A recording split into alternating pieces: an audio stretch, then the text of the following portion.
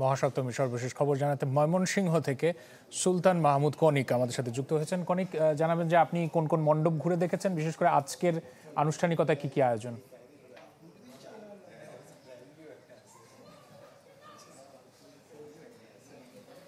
রাশেদ, সকাল থেকে আজকে মহাসপ্তমীর আনুষ্ঠানিকতা শুরু হয়েছে এবং ভক্তরা যারা আছেন তারা এই মুহূর্তে ময়মনসিংহ নগরীর বিভিন্ন মণ্ডপ যেগুলি আছে সেগুলি তারা ঘুরে ঘুরে দেখছেন এবং দেবীমার চরণে তারা ভক্তি দিচ্ছেন।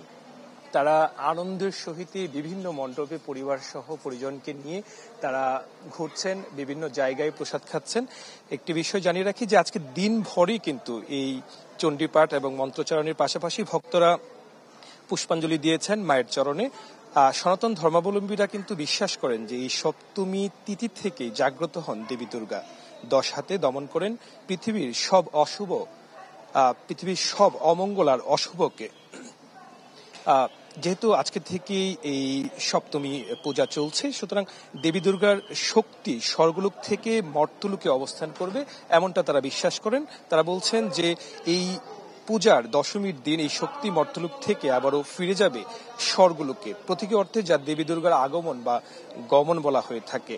এবছর দুর্গা মা মর্ত্যলোকে এসেছেন গজ বা হাতিতে চড়ে। আগমন উৎকৃষ্টতম বাহন গজ বা হাতি হলেও এটি সমৃদ্ধি ও প্রাচুর্যের কিন্তু ইঙ্গিত দিচ্ছে। তাদের যে শাস্ত্রমতে সেটি তারা বলছেন যে এই আগমন অত্যন্ত শুভ বলে বিবেচিত হয়েছে। এটি ভালো বৃষ্টিপাত, অধিক ফসল এবং দেশের সামগ্রিক সুখ এবং শান্তি নিশ্চিত করবেন। যদিও বিজয়া দশমীতে যখন ফিরে যাবেন মা দুর্গা, তখন একটি অশুভ শক্তির কথা বলা হচ্ছে, মড়কের কথা বলা হচ্ছে। তারা বলছেন যে এর মধ্যে তারা যে প্রার্থনা করবেন, সেই প্রার্থনার মাধ্যমে তারা দেবীর কাছে, মায়ের কাছে তারা প্রার্থনা জানাবেন যে দেশে যেন কোনো ধরনের, সারা বিশ্বে যেন কোনো ধরনের অশুভ কোনো কিছু যেন না হয়। তারা তাদের ভক্তি প্রার্থনার মাধ্যমে তারা তাদের মার কাছে এই প্রার্থনা করবেন যেন কোনো ধরনের অশুভ শক্তি যেন গ্রাস না করতে পারে। পাশাপাশি তারা পরিবারের জন্য তারা প্রার্থনা করবেন।